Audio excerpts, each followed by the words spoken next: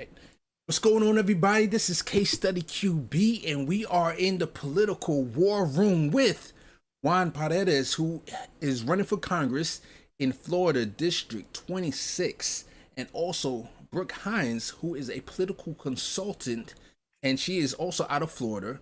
And you can go to her Twitter account if you want to find out more information about her. And also, she has a Substack link on there that references her podcast, and also she does political essays. So first, let me do ladies first. Let me be a gentleman and go to Brooke Hines. How are you doing?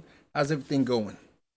I'm doing great and so glad to be here and working with Juan on this particular show. We met earlier on the March for Medicare for All, which was awesome. And I'm just excited to talk about it. It's one of my favorite topics to talk about. Awesome, awesome. Juan, how are you doing, sir? I'm doing great. Thank you for asking, Case. I mean, this is going to be a wonderful experience for me as well. I'm a new candidate. This is my first time running. So this is going to be a learning experience for me as much as everybody else. So I really appreciate it. Yes, I hope that people who are running for office at the grassroots levels can really learn from this video, and hopefully we can do more and have more updates in the future. I think that would be great. So I just want to show real quick, this is Juan's website. Go to juanforcongress.com. You can check out his website. Please donate some coins if you can. And then also, Brooke, this is her Twitter account. You could definitely DM her if you have any questions, or if you want to reach out to her, and brookehines.substack.com. So with that said, let's get right into it. I'm going to let Brooke take over from here. So we're going to do this like a kind of like a first meeting, the kind of the way that I would talk to anybody who is just starting to think about running. Exactly. And you made the decision. And so as a consultant, the kind of consultant that I am, and we'll get into that in a second, I always ask, why are you running? Why do you want to run for District 26 congressional seat in Florida? I mean, for me, it's like there's so many reasons that it's hard to put just one reason. But I've lived most of my life in poverty, like in very deep poverty, very little money. Imagine think about not having any lights or water certain days, not having much to eat except maybe sandwiches for dinner sometimes. It was not a very pleasant experience. And that experience, it definitely radicalizes you if it doesn't basically leave you in complete destitution. And after learning the mechanisms of which my situation occurred and why I was in that situation, I realized that a lot of it stems from the dysfunction of our society. And if I want to make any real impact and making sure that I don't have to go through that kind of experience again, and making sure that nobody has to go through that experience again, I have to make real fundamental changes in our society to fix those dysfunctions. So it sounds to me like your inspiration to run is social and political in nature, and that would definitely become a framework that is going to help you talk about what you have to offer and the way that you see yourself representing that district. Do I kind of have that right? Yeah, I mean, I can sympathize a lot with, especially a lot of people now who are really struggling because of the pandemic. I can sympathize with their position because I've been there for basically most of my life. So I understand the struggles that they're going through. You know, I eat where they eat, I sleep where they sleep, I work the same types of jobs they do. I'm not part of that political establishment that lives in a different type of world. So I think you were right on the money in that characterization. So how do you feel a candidate like you? How can you serve your constituents better than that political establishment? And this is what gets called a contrast question. So when you think of how you contrast with what already exists and how you want to improve it, what is coming to mind? Is it schools? Is it accountability and transparency? Or is it the way money is spent? What does that mean for you? Well, the main thing is the fundamental influences of where their constituents come from. So most of the candidates from the establishment, their constituents are high dollar, high paying donors who have a certain invested interest that is generally diametrically opposed to those of the interests of regular people. And because they have those interests, their policies are always going to align with the interests of those high dollar donors. And alternatively, it means that it's going to be antagonistic towards the interests of the regular people who are generally exploited and are struggling because of those particular constituents that they're trying to garner more favor from. So they're always going to have a antagonistic approach to things like proper education, free education. Sorry about that. They get to, let me just mute that real quick. So that way it's not constantly ringing. One sec. It's super good to be popular, by the way, when you're running. All right. And so it's very like their influences are always going to be against the regular people, the working people, because the interest of those who are funding their campaigns, who are making sure that they hold power, or making sure that their seats are secure, their interest is to maximize their profits, and the interest of the people is to maximize their quality of life, which can mean that they would have less profits. So since I come from where they come from, I'm always going to have the interest that they have, because I'm not going to garner those high dollar donors. I'm not going to seek super PACs.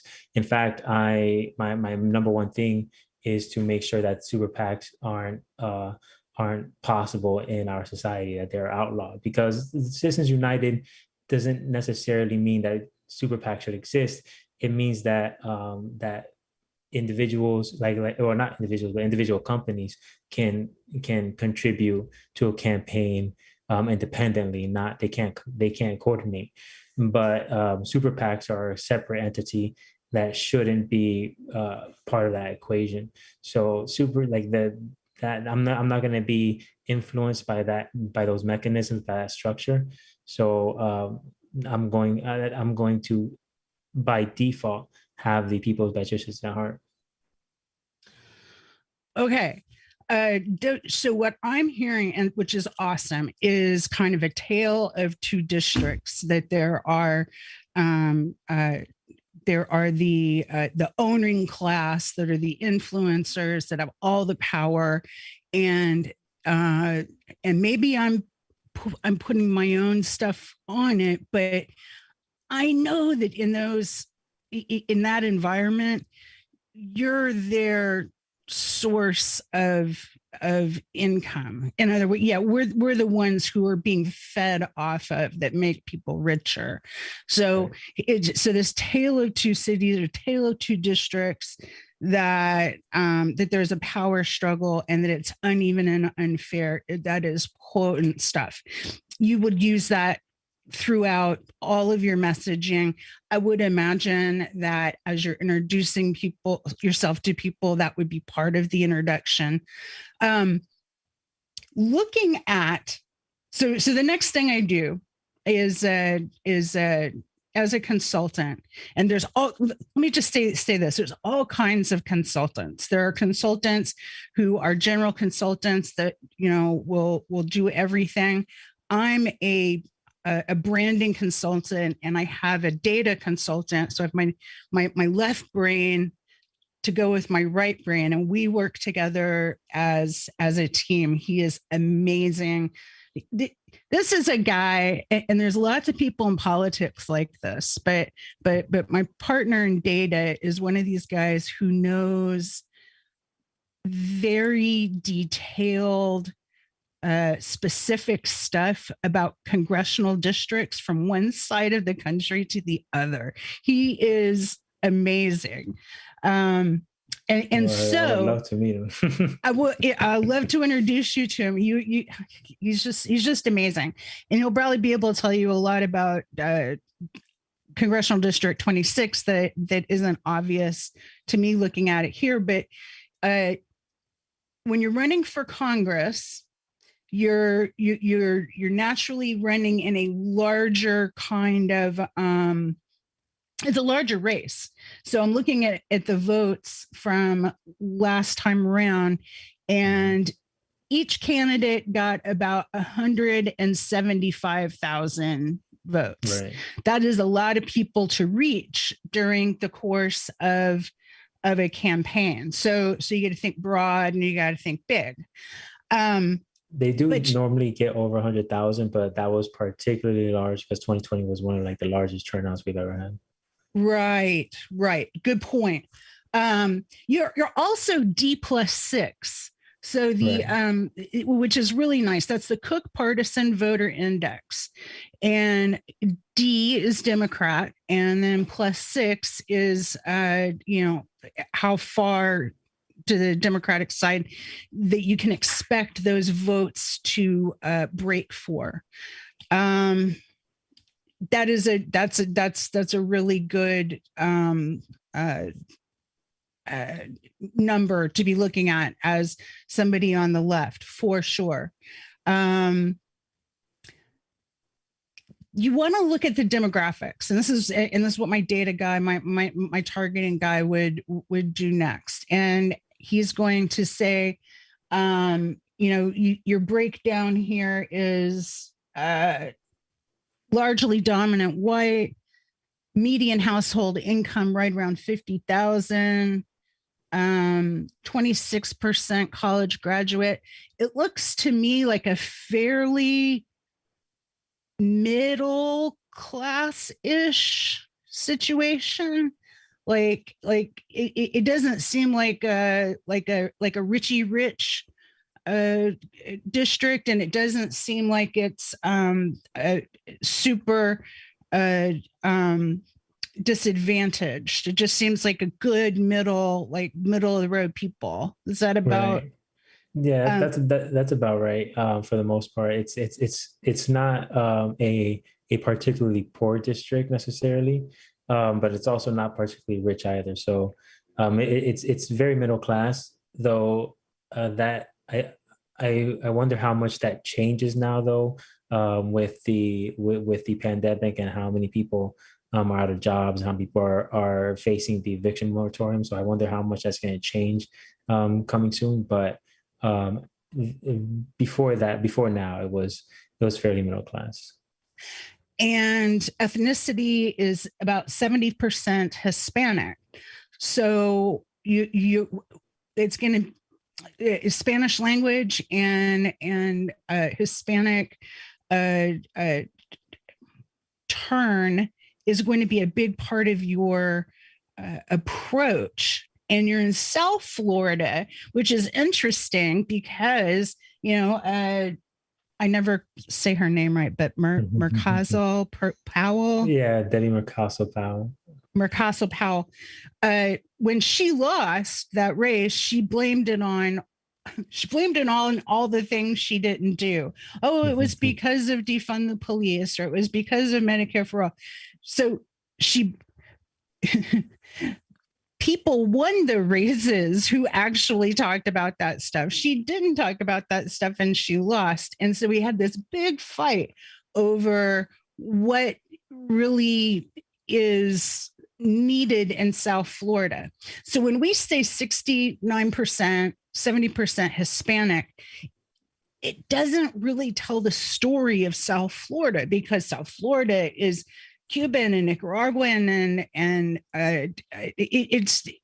It's very diverse. Hispanic is very broad.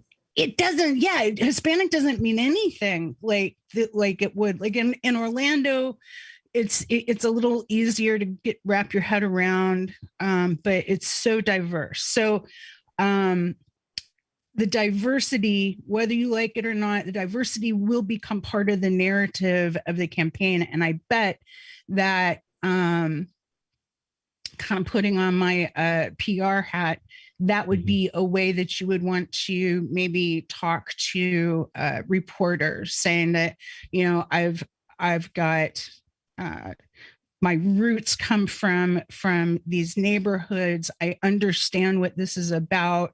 This is how I view it, that kind of thing. Right. And I lived, like when I lived in this district for most of my life, I have moved around a bit, but I lived in one of the poorest areas of the district in Richmond Heights, in West Perrine.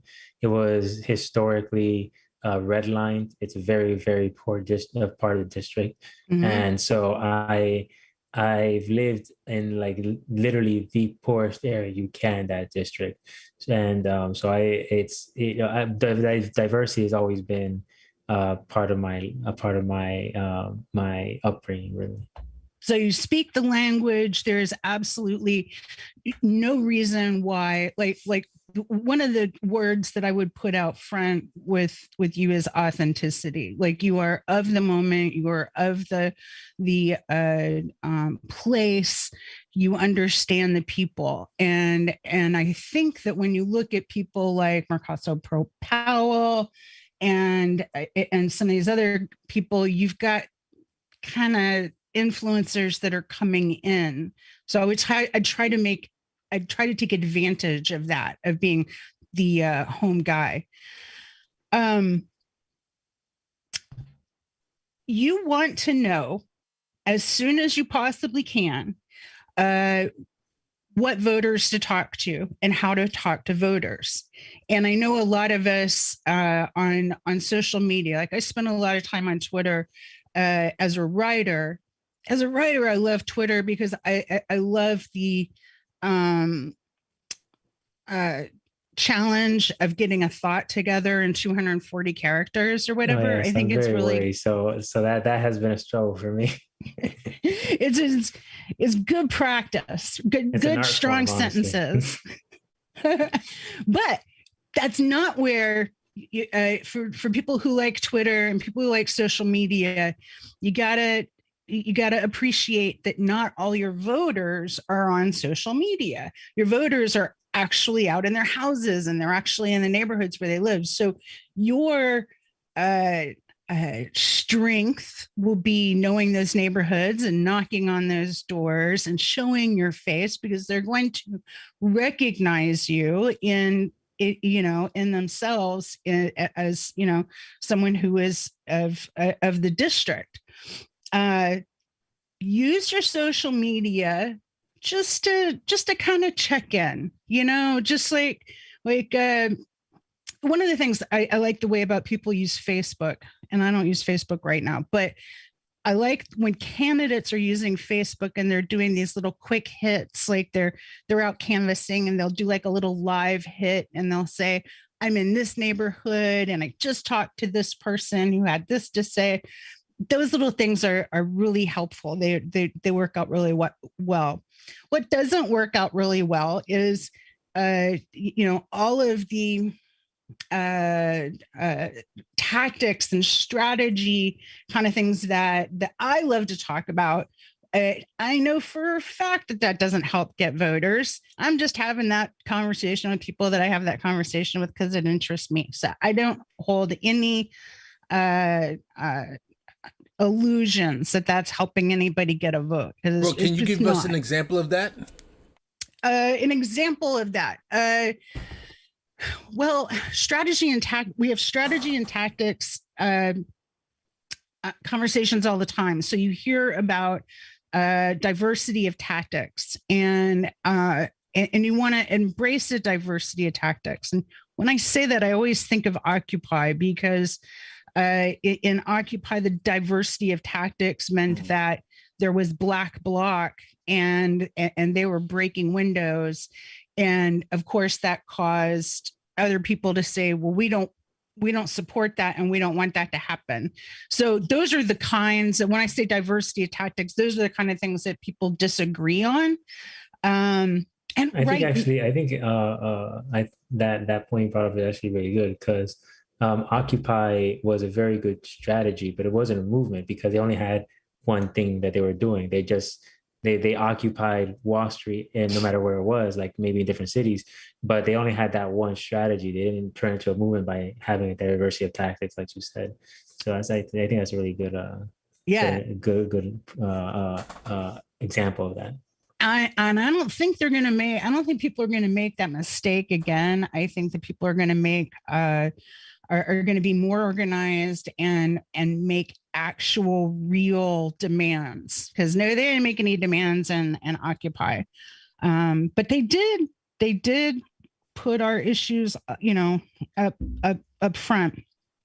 Okay, so if you've got about 175,000 people who's going to vote for each candidate in a big election, you want to start winnowing that down. You want to start targeting. That's what your data guy is going to do. Your data guy is going to come in and he's going to look at who voted in the last election, that in the last congressional election, and he might even look at, or she would look at a frequency of voters. So you're going to start trying to find those super voters. You're going to try to start find, and no matter what, even if you're going to look for new voters and MPAs, non-party affiliates, even if you're going to look for those guys later, find your super voters first, identify them, and lock them in. Those that you want to reach out to them.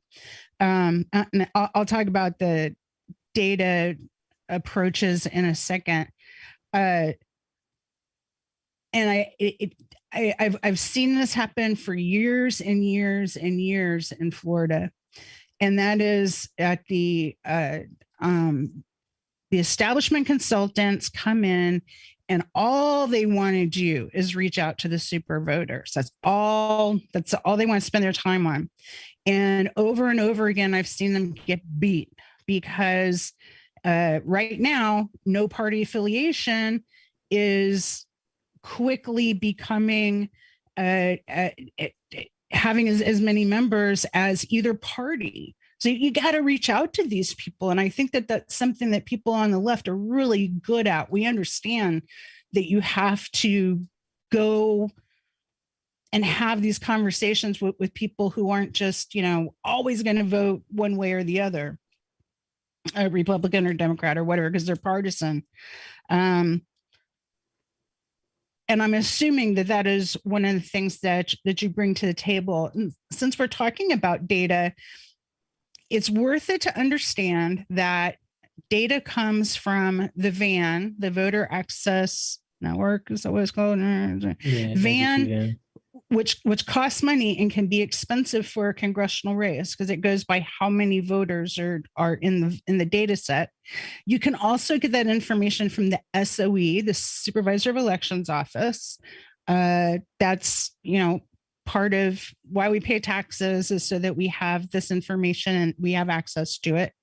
There is also other data sources. There's one called L3 that is a little more affordable, and you can do bridges. Like you can use the SOE's information for a while, and maybe add some L3 to it, if you want to spend a little money on L3. And then when it gets closer to election time and you've raised some money, then you can go into the VAN and start using the VAN for GOTV. So that's just one example of how you can kind of mix up the data, and just bring different data assets to your campaign.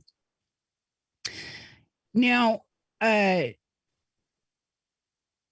you get your data person, you start talking about this targeting. He's going to say, tell me about how you're going to talk to the different sets of Hispanic voters and how should we think about those within the campaign. And he's going to draw up a landscape memo. And this landscape memo is it's going to show you the neighborhoods. It's going to show you likelihoods of people voting in these different neighborhoods, how to walk them, and what your win number is. So they'll say, they'll look at last election, try to make a prediction based on what we expect in 2022. And they'll say, you're going to want, and I'm just going to pull a number out of the thin air. You're going to want 165,000 people to vote for you. So that's what we're going to go for.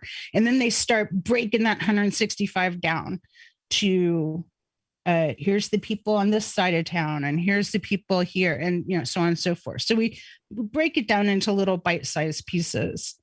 And that's where, and we were talking about this earlier, that's where your volunteers come in. Your volunteers are your number one. Those are your people. They're the ones who make things go. And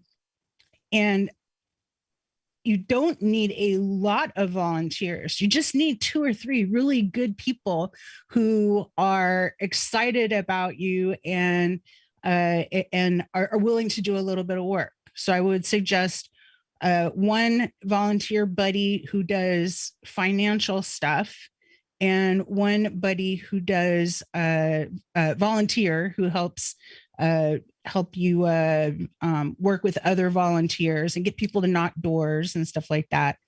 And just sort of start there, like you don't need a whole crew just yet, but you need those people who love what you're doing and really believe in what you're doing so that you can grow out from there.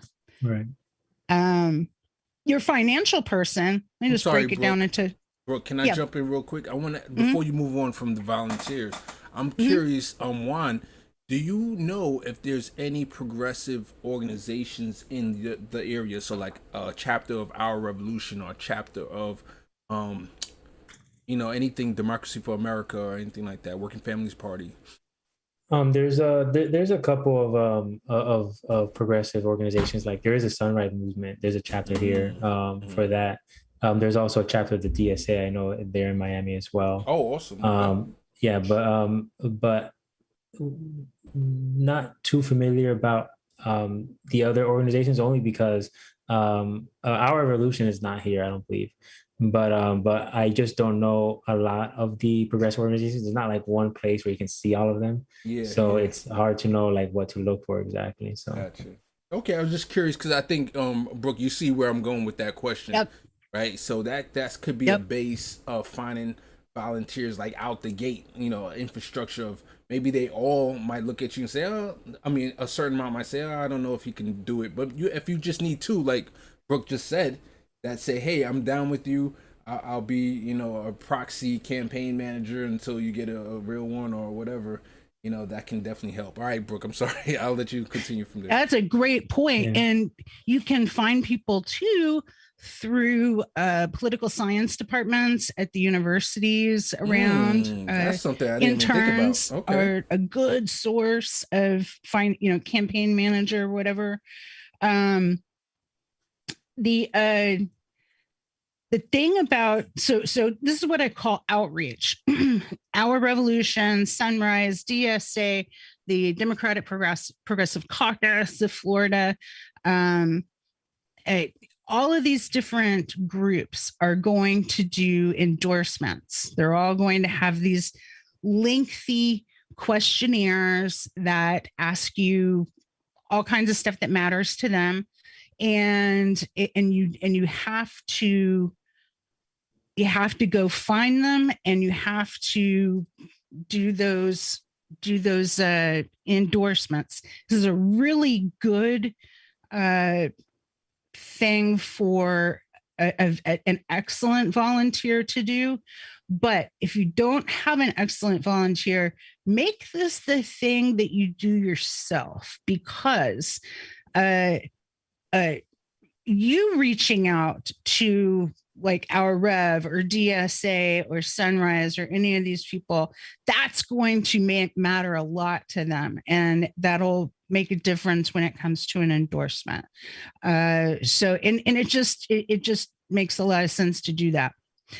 I also have a note on here. Look for in almost every district, there are going to be groups of people who are like opposing a development or want a road built somewhere. It's little groups of people who coalesce around a specific issue. In Florida, it's generally development. Those are golden. Go to all of their meetings, understand what they're about, check in with the river keeper, and people who are doing environmental work and stuff. But really get to know these people because they're very good sources of outreach, and then they can vouch for you in terms of I really know that Juan understands about the water issues here in South Florida, or really understands about the sprawl issues over here, that kind of thing. Really good ways to find people. And what's cool about those groups too is that they're a little less partisan. You don't get so much of the kind of drama that you get within the party. Not all party stuff is drama.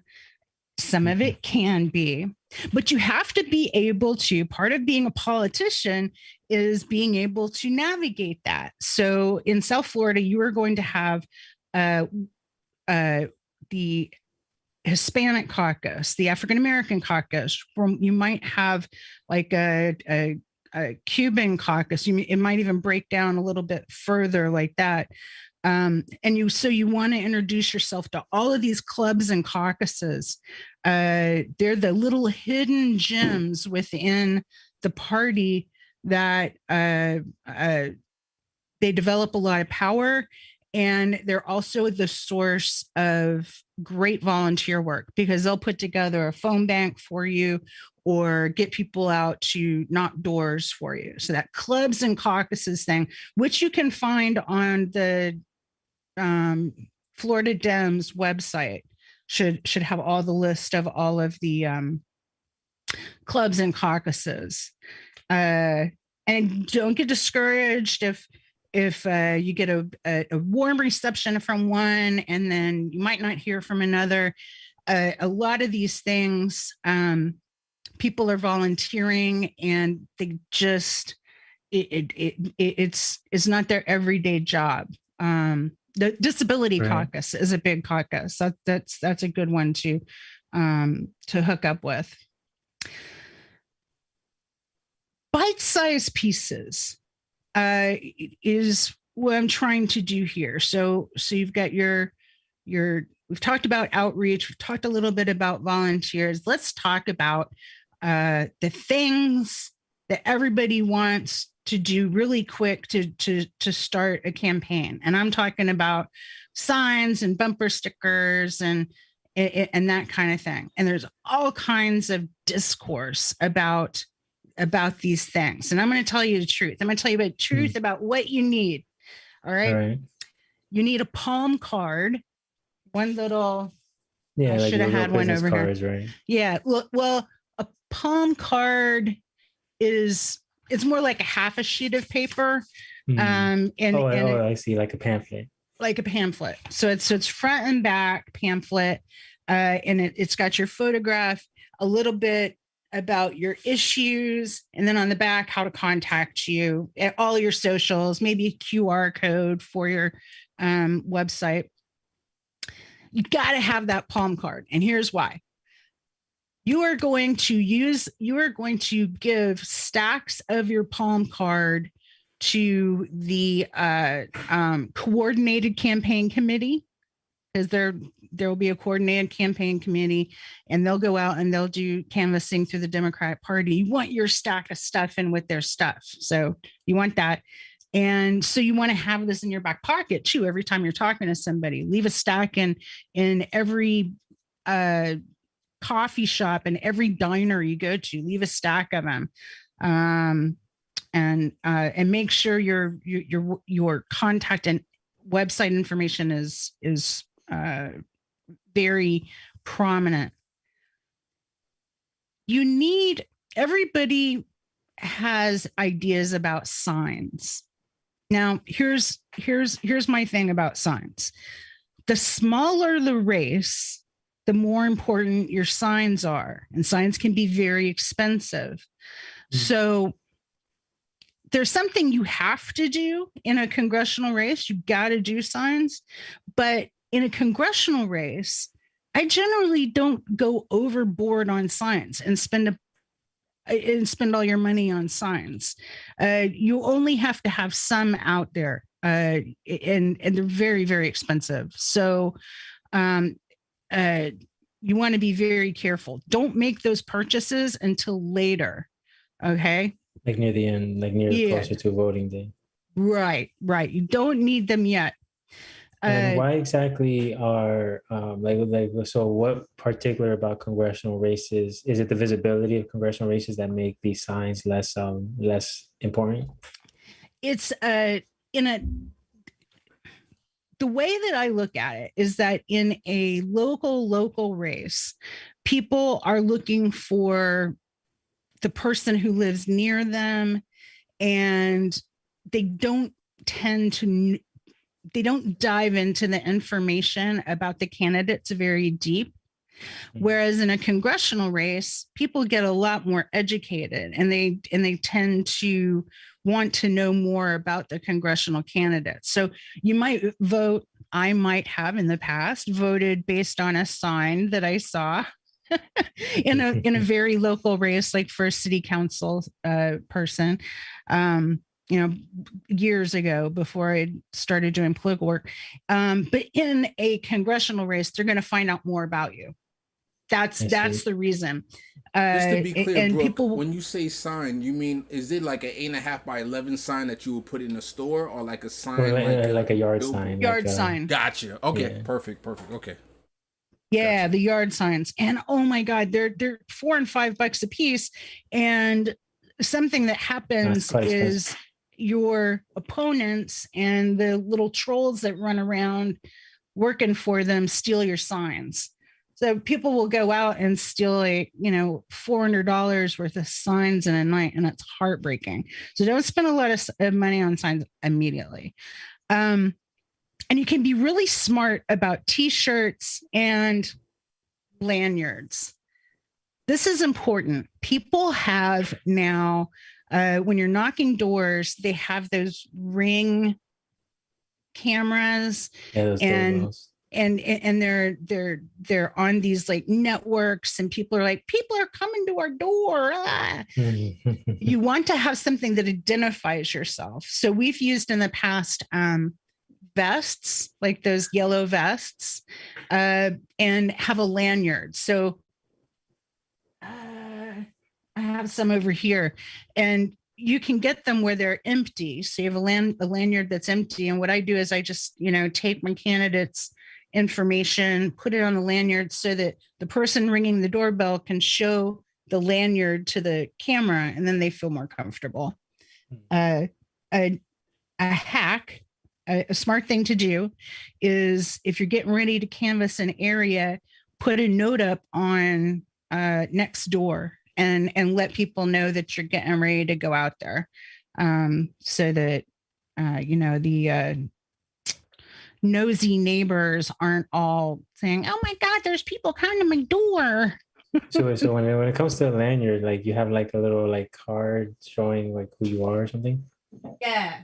Hold on, let me grab one. And so, what you think so far, Juan? I mean, it's very educational. I mean, I've been learning a lot, honestly. It's hopefully I'm not being too quiet. I'm just sitting here listening, trying to take as much as I can. I know Amani, when I met Amani at the March for Medicare for All, she had her pamphlet, and she gave me one actually. But go ahead, Brooke. You're showing us. That Yep, they have a little plastic cover right here, and that's you can stick your business card in there, or I always make a little like thing that a hangs like a vertically. specific something specific for the land, because like a business card is more horizontal and it's more Right. and it's like very minimalistic, but something made for that. Right. I should have put my stuff like right next to me, but that's fine. no worries. Lanyards are super cheap, and this is just something I don't even charge for these when I do them for clients. It's just like people need 10 of them. I make them and send them out with the stuff. You've already got your website and your landing page. Did you have was it hard for you to connect your website and your landing page to a fundraising mechanism? Were you able to find that easily? It's that was, I would say, when it comes to the fundraising mechanism, was kind of the hardest part, because making the website and making the landing page, I work for a tech company, so I'm fairly comfortable with doing that. But then finding out the necessary paperwork, the steps, the requirements for verification, the financial organizations that would actually accept political organizations, because a lot of them don't allow it. That's And right. like finding out all those details for me took a while. They took us some studying, but it wasn't too hard to where somebody couldn't learn how to do it themselves necessarily. There is a group. There's a company called Anadot, ANEDOT.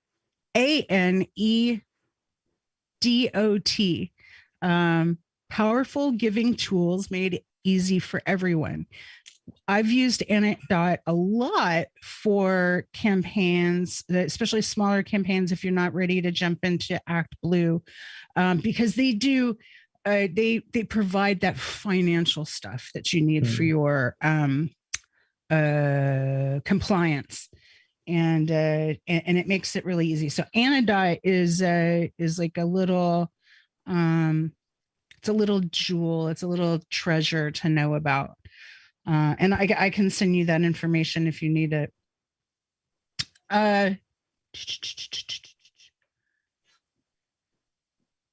As you're probably aware, t-shirts are something that you can have made on demand, and right. and at least as you start out, definitely just do that on demand and say, and pick a color, make sure the color of your shirts are all consistent, so that when you're out canvassing, all your people are wearing whatever color shirt. And so you don't have to spend a lot. My entire approach to things is to try and not spend a lot on the front end. It's to get you up and running so that you can start doing your fundraising and your financials, and you get a chance to start making the whole thing go. So, this is me trying to, when I'm doing this, I'm trying to keep your costs down. And a lot of people, this might be changing. It really might be changing. But, in the Democratic Party, we use union shops, union print shops, and I use union shops.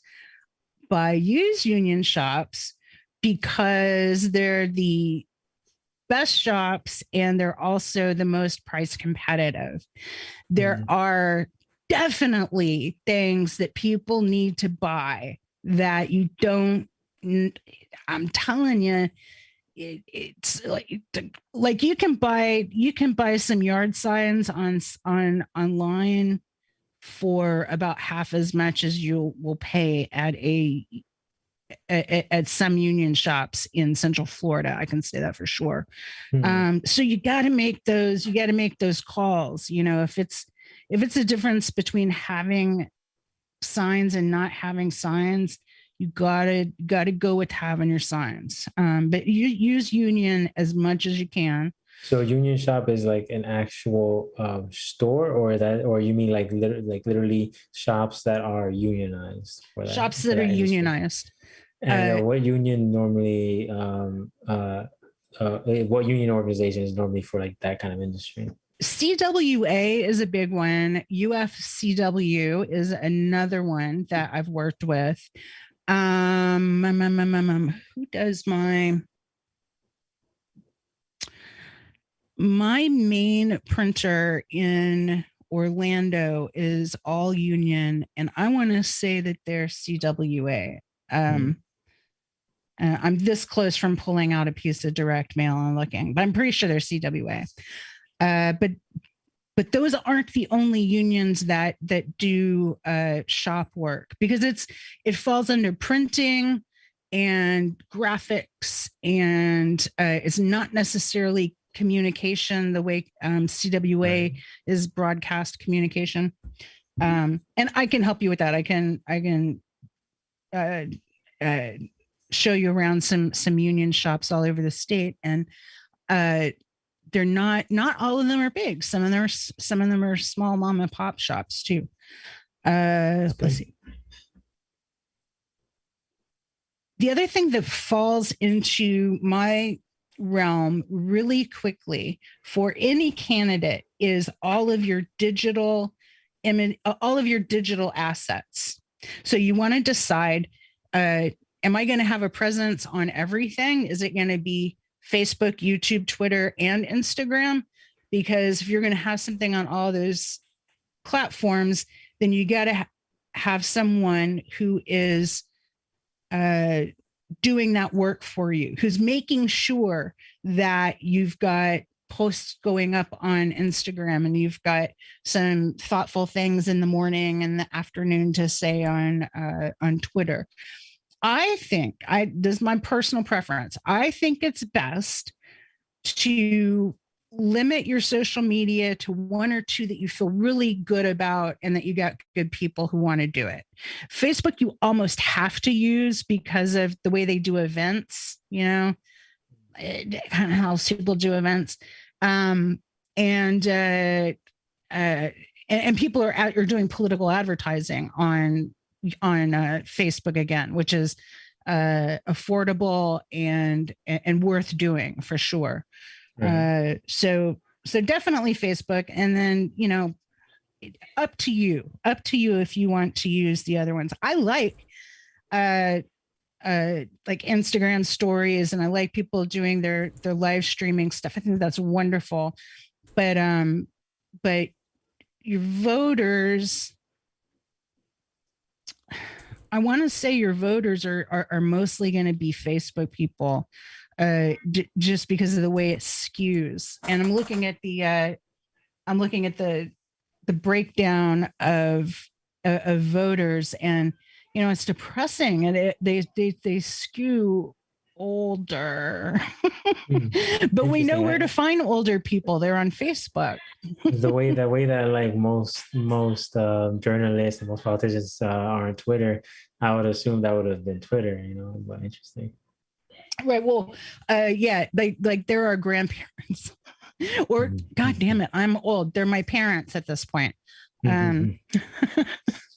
So yeah, when it comes to social media, I'm definitely going to need a hand on that, because before running for office, I never really used social media whatsoever. I never really had social media. It's not, honestly, to be honest, it's not that I'm saying that people who use social media are pedantic. By growing up, like in the lifestyle I lived, I had other things to worry about. I wasn't really interested in social media. So. Right. Yeah. And that is legit. And if that's your authentic way of being, do not force it. Be the person who would rather meet someone on the door. That is fine. That is absolutely fine. So choose your focus. Whatever you do end up doing on social media, whatever you end up doing digitally, which includes email, have a consistent look. I like the kind of wall thing that you've got on the website, where you've got this lots of copy space, and it's got kind of an urban, like a downtown kind of feel. I really like the vibe. You want to keep consistent, so you want to maybe like show that in other like cover images or event images, or you know how people do endorsements. So you get someone that you like to do a testimonial for you, and they get a little picture, and then that goes on the background, and you send that out on social media. So consistency is you want all that stuff to be consistent, because you want every time someone to see your thing that they know it's you and nobody else. No confusion. So assets. Those are all assets. And we talked about endorsements. The last thing I'm going to talk about is calls, because this is super important. Very important. You want, and this is different. This might be a different kind of call than you're ready to hear about.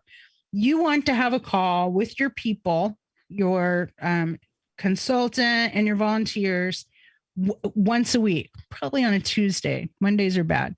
And you want everybody, you want to have a person who is running the call. It could be your manager, your consultant, or your friend, whoever is good at really running a call and getting energy up. That's who you want to run the call. And they got to have an agenda. You go through the agenda and you make sure that everybody has action items at the end of the call. And then whoever's doing the call, this is a lot of work. I usually do it.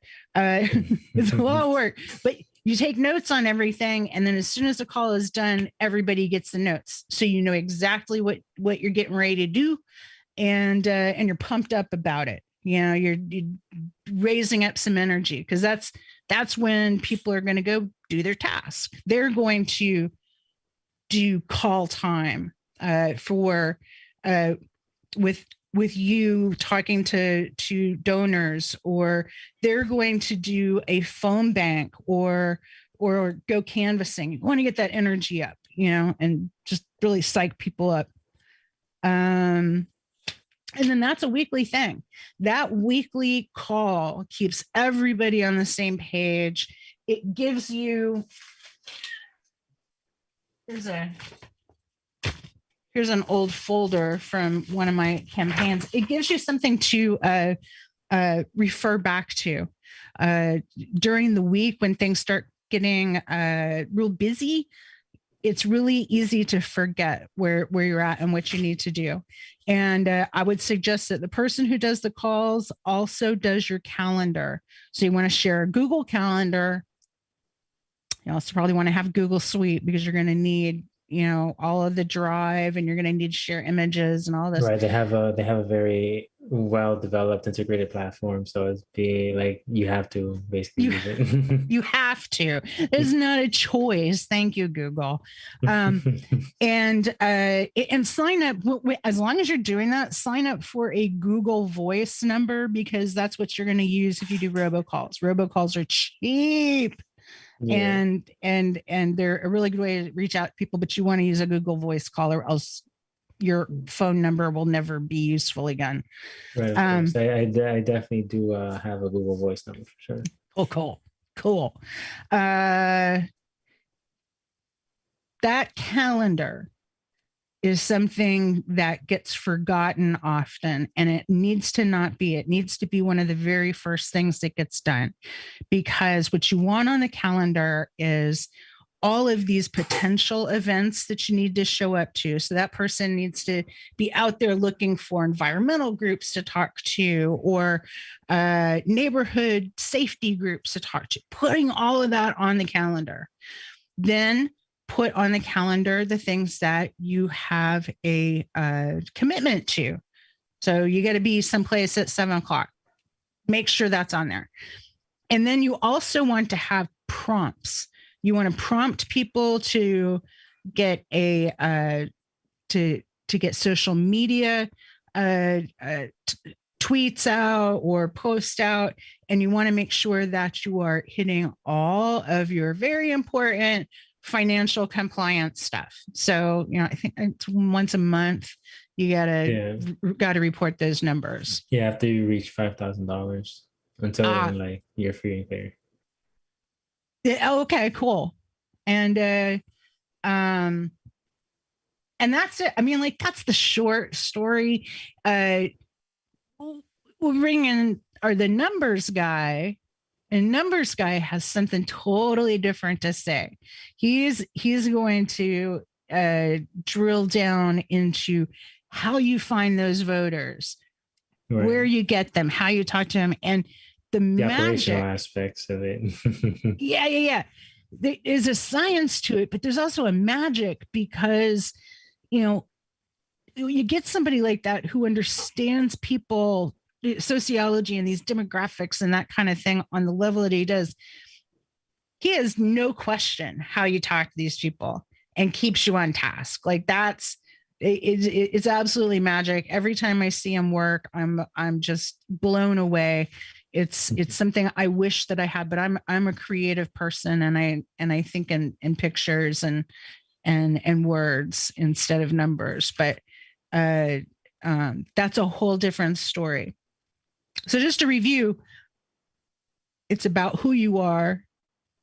It's about being authentic to who you are, because that's how you're going to get elected. That's what matters.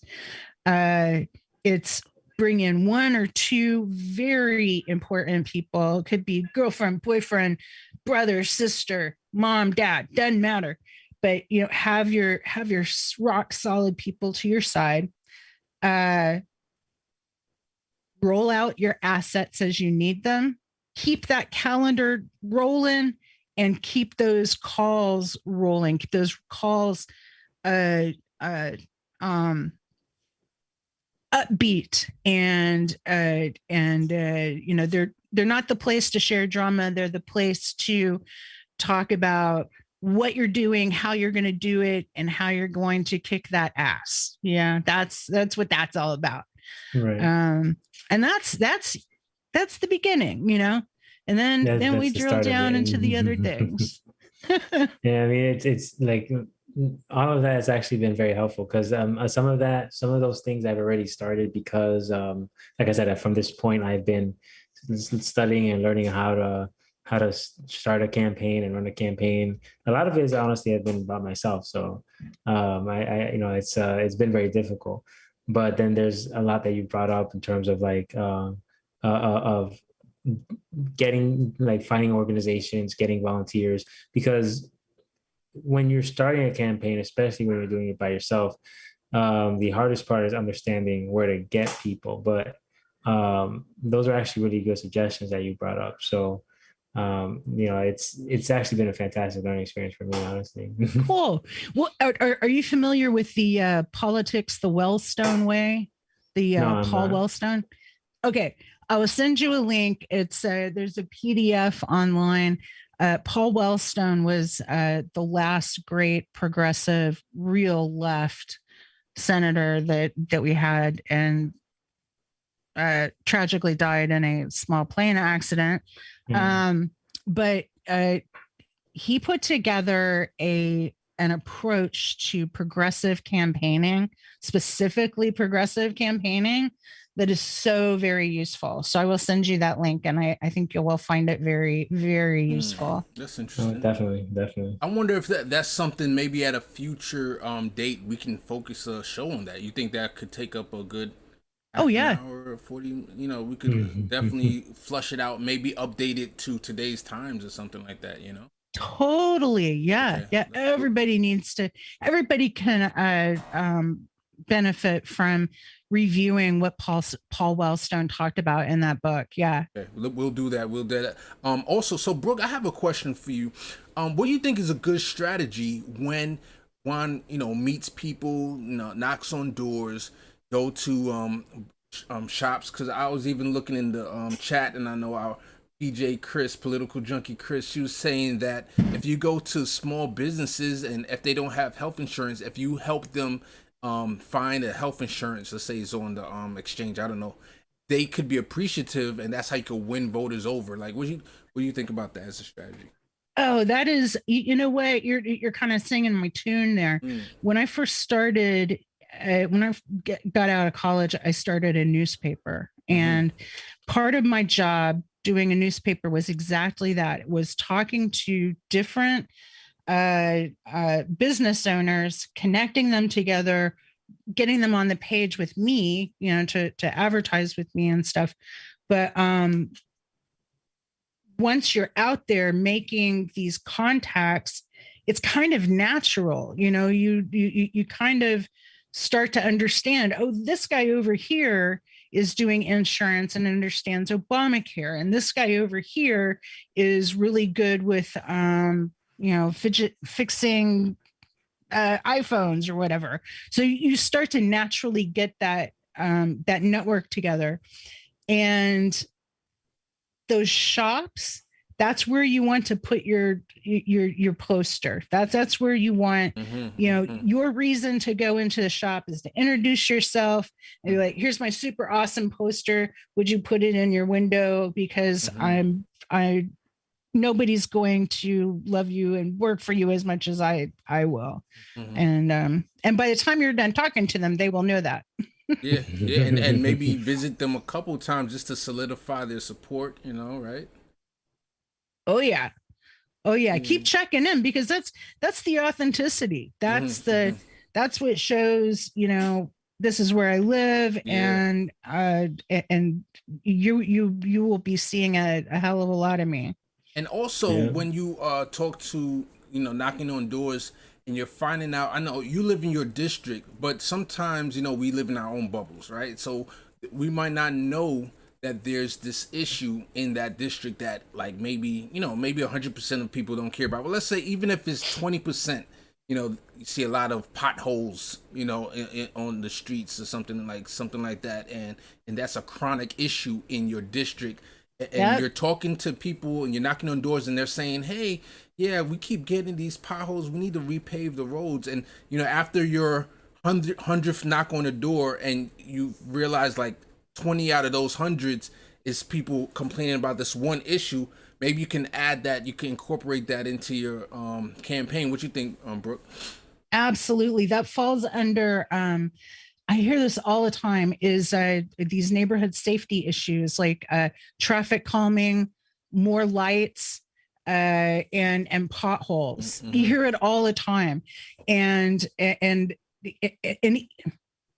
even though you're running for Congress, that's how things get done. It's sharing those messages up and down the line so that people know that you care.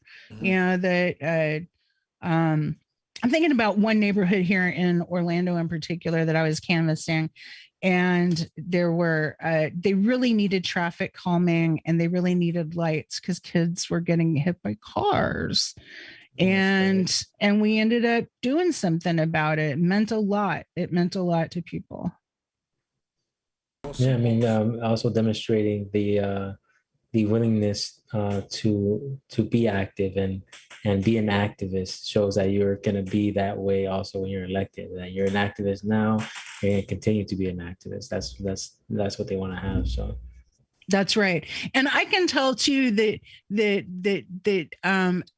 you're the kind of person that is looking for that real conversation. Like it's a lot of people, have a really easy time just waltzing in and being like, I'm so-and-so and you should vote for me. And I see you as a really real person. Like you're like, I'm going to get to know you. I'm really all about this. And I think that reads really well. I think that people will pick up on that. I really do. And lead with that, I'm authentic. It's what you see is what you get. Awesome. Right, exactly. Awesome. Like I'm not gonna pretend to support certain things or be in somebody's favor for a vote. I support things because they're the right thing to support. And I mean, if you don't agree with that, that's unfortunate. I'm still going to fight for those things to benefit your life regardless. Right. Yeah. Exactly. That's authenticity. That's exactly what Dale in the chat was saying, talking about mean what you say. So with our last 10 minutes or so, I'll say, you see time flies by, right? Yeah. I definitely want to talk to Brooke about, as a political consultant, what she thought about the Nina Turner campaign and where we could find any lessons learned and go from there. So go ahead, Brooke. Well, let me tell you, uh, Nina Turner had almost $2 million dropped on her at the very last minute in a congressional race. And it's not that big of a race. The exact same thing happened to Allan Grayson in 2018. And the group that went after him was No Labels. And so the guy who got elected was, somebody who was amenable to Joseph Lieberman, and that's but anyway. And then he went on to lose the general, right? Right. Yeah, Darren Soto actually was the one that No Labels was promoting, and he's the one who won. Oh, I thought this was for the Senate race. I'm sorry. This is for the House. No. Okay. He's running for Senate. He's running for Senate this time around, and I'm working with them, and it's going to be a ride. I love working with Allan. But that when they dropped almost $2 million on his race at the very end. And it's like having a nuclear bomb dropped on you. I don't think Nina could have done anything different with that much money. There needs to be, and I made a note of this for you too. There needs to, you need to be aware that when people are lying about you, you can say that is defamation and write them a letter and write them a cease and desist letter, because people were lying about Nina, people were lying about Allan. Fabrications. Fabrications. You got to fight back. You absolutely have to fight back.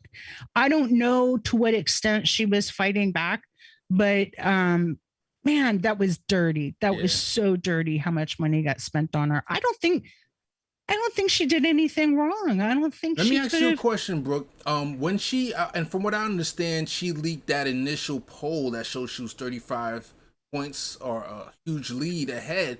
And I was thinking, one of the lessons learned could be in a traditional race, like I remember with Jeb Bush and Hillary Clinton, they raised so much money before even jumping in. They raised a ton of money so that kind of discouraged people from jumping in the race, or it discouraged people who already were going to run. They'll say, okay, they dropped out, right? That's kind of like you showing your hand saying, hey, I'm the big person, I'm the alpha dog in this campaign race. Now, I think maybe Nina Turner was trying to do the same thing by showing, hey, I'm ahead 35 points. Everybody else, watch out for me. I'm taking over. And unfortunately, as a progressive, not an establishment person, as a progressive, that's signaling to all the establishment people like who are going to, they're going to fight tooth and nail progressives. So when you show that you're that far ahead, they're going to conspire now. Okay, everybody, all hands on deck in district. Well, I don't know what district her district was, but like all hands on deck. So Hillary came in, then James Clyburn came in, then all this money came in. What you think about that?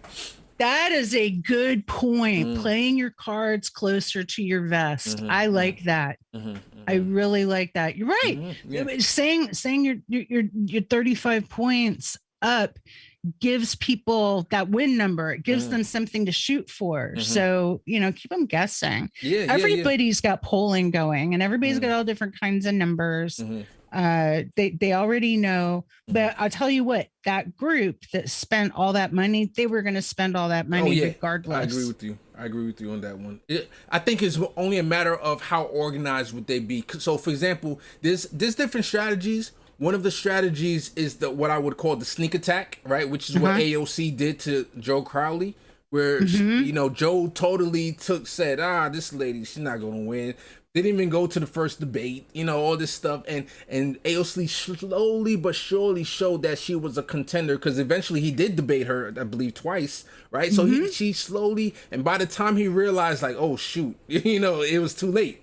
So with someone like Nina Turner, she already has a brand name. She can't do a sneak attack. The only thing I would say, and she came out recently that she has big things coming, I would be interested to see if she runs for Senate, because, there's a Republican senator who is retiring. And I think at that level, and of course she lost already, I think a lot of establishment be like, she can't win. And that's when she can do a sneak attack at that point. But I don't know. I'd rather her run for the House again, because I think with a higher turnout, I believe like 17% of the district turned out, and the low turnout rate hurt her, I believe. So if I think she should run again in the House, but I would be curious if she does decide to run for the Senate. If that happened, that sneak attack could be her advantage. But go ahead, Brooke.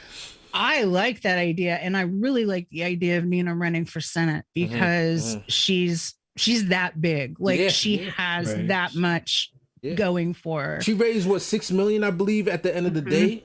So is that good enough money for a Senate race, you think, in Ohio? That amount? I think that you know what? I think that a Senate race, it's probably not enough, but she would have been able to raise more. And I also think that a Senate race would have diluted the power that conservative Israeli, whatever it was, the PAC that spent money against her.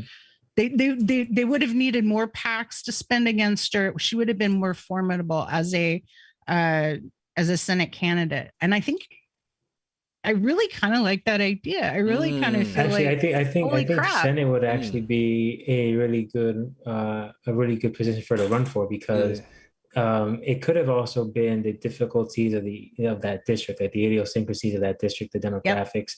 And when you're running for Senate, it's a national race, so now everybody's voting. It's not just that one group. Like they can get a lot more progressives in. That's right. You can talk about in a Senate race, you can talk about the bigger issues that are a little bit more presidential, I guess you could say. And that's how people understand politics. Like people don't really understand congressional politics, kind of get it.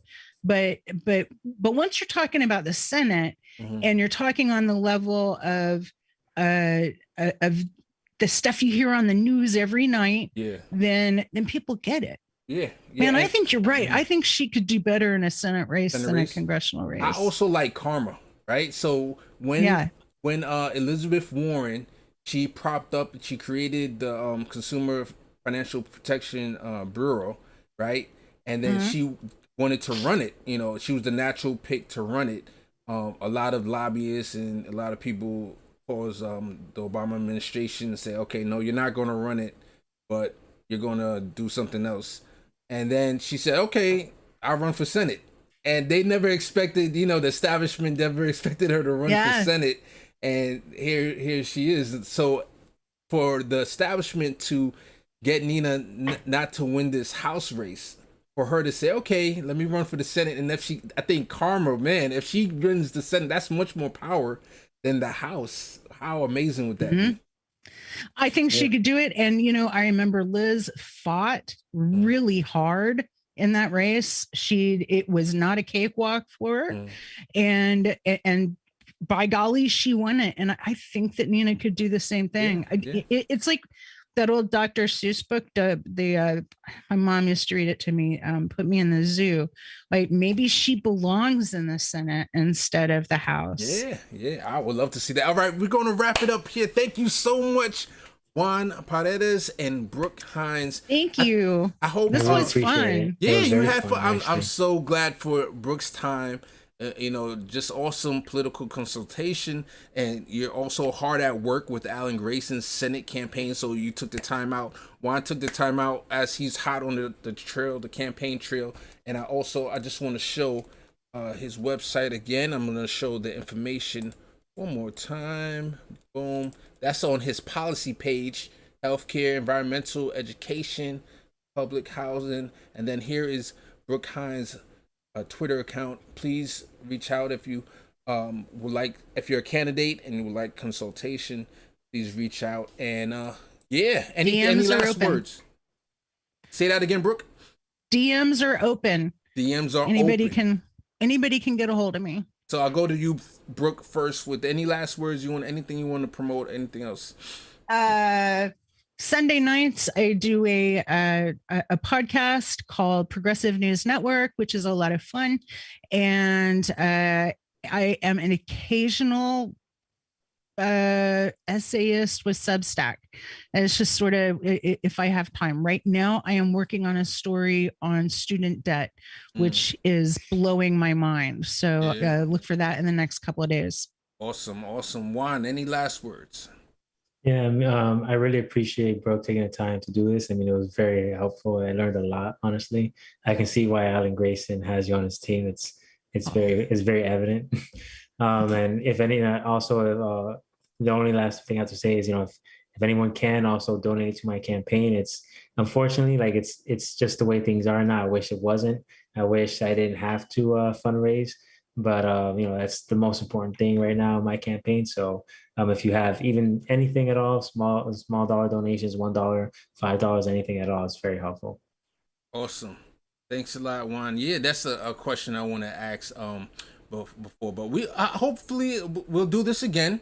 I think definitely that idea of Paul Wallstone. I'm familiar with Paul Wallstone. If we can send that PDF to me too, Brooke. Okay. Right, and we're gonna do another maybe in a month. We'll do another one of these progressive war room breakdown strategy, breakdown campaigning. Bring Juan and Brooke back on. Could discuss it. Sounds good, everyone? Heck yeah, Sounds we'll good. do a Yeah. workshop. Yeah, let's Yeah, do we it. love it. Let's do it. All right, everybody in the chat. Much love to PJ Chris. Much love to Dale. And much love to there's one person that was in which. Oh man. Where are you, buddy? Real quick for Slick Pandas. All right, much love to y'all. All right. Thank you, everybody. Have a great day. Case Study QB signing off. Bye-bye.